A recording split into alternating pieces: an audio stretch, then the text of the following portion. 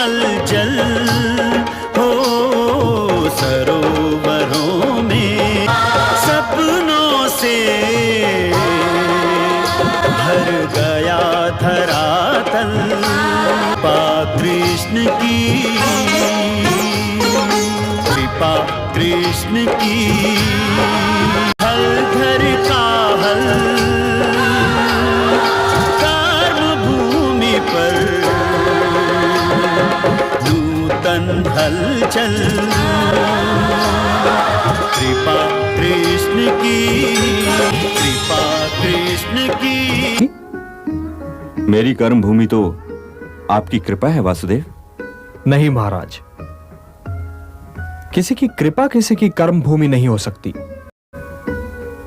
अपनी कर्म भूमि के पत्थर तो मनुष्य को स्वयं ही तोड़ने पड़ते हैं, फिर उसमें अपने श्रम की खाद डालनी पड़ती है और फिर उसमें अपने स्वप्नों के बीज छींटने पड़ते हैं। आपने राज्य तो स्थापित कर लिया महाराज, अब इस राज्य की रक्षा के विषय में सोचना आरंभ कीजिए।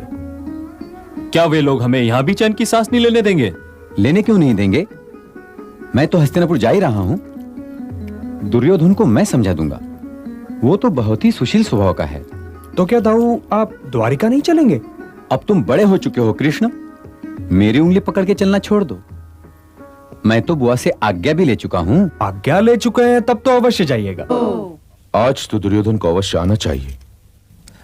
समझा तो आया हूं, परंतु आधा राज हाथ से निकल जाने का दुख तो होता है ना। आधा राज निकला नहीं मामाश्री, आधा राज मिला है। ये तो दृष्टिकोणों का मतभेद हुआ ना अंगराज, कि हमारे पिताश्री का ये राज्य 2 हिस्सों में बराबर बराबर बांट दिया जाए। एक भाग अनुज पांडु के ज्येष्ठ पुत्र प्रिय युधिष्ठिर को मिले और दूसरा भाग मेरे उपरांत मेरे ज्येष्ठ पुत्र दुर्योधन को। इसलिए आज अपने पूर्वज ययाति का राज्य खांडवप्रस्थ युधिष्ठिर को दिया जाता है और बच जाने वाला हस्तिनापुर राज्य का दूसरा भाग मेरे पास रहेगा। महर्षि वेदव्यास पधार रहे हैं। व्यास, ये अंगराज कर्ण है। त्रिलोक में जो भी कुछ ज्ञान रखता है वह इस महान योद्धा को जानता भी है और पहचानता भी है। तुम बड़े भाग्यशाली हो शकुनी कि तुमने इस महान योद्धा के युग में जन्म लिया है। प्रणाम ऋषिवर। प्रणाम नहीं देवकी नंदन, परिणाम कहो। आयुष्मान भव। प्रणाम ऋषिवर। अपना अधिकार पाओ। जीवन एक सागर है पुत्र, और इसको मथना तुम्हारा कर्तव्य है। तो ध्यान रहे, मंथन से प्राप्त होने वाले अमृत के साथ साथ विष के उत्तराधिकारी भी तुम ही होगे। आपने पांचाली को कोई आशीर्वाद नहीं दिया ऋषिवर? इसकी आत्मशक्ति को किसी आशीर्वाद की आवश्यकता नहीं है। अपने केश का ध्यान रखना पुत्री। प्रणाम ऋषिवर। तुम अपना स्थान न छोड़ो राजन, बैठो। मैं तो यहाँ केवल युधिष्ठिर का राज्याभिषेक देखने आया हूँ। मुकुट पहनाना या मुकुट उतारना मेरा कार्य नहीं है, ये विशेषाधिकार तो कुलगुरु का है। परंतु आप अपना स्थान तो ग्रहण कीजिए। नहीं राजन, मेरे लिए यहाँ कोई स्थान नहीं है। खांडवप्रस्थ बड़े उतावलेपन से युधिष्ठिर की प्रतीक्षा कर रहा है।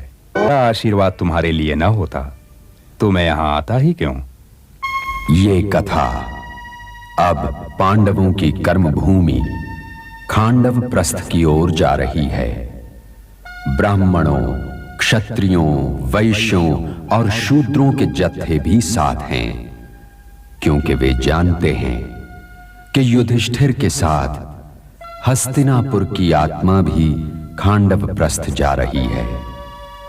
श्री कृष्ण और हलधर बलराम, द्रोणाचार्य, कृपाचार्य, गंगापुत्र भीष्म भी भूमि पूजन के लिए जा रहे हैं और महर्षि व्यास तो खैर हैं ही कि यदि वही नहीं होंगे तो भूमि पूजन करवाएगा कौन।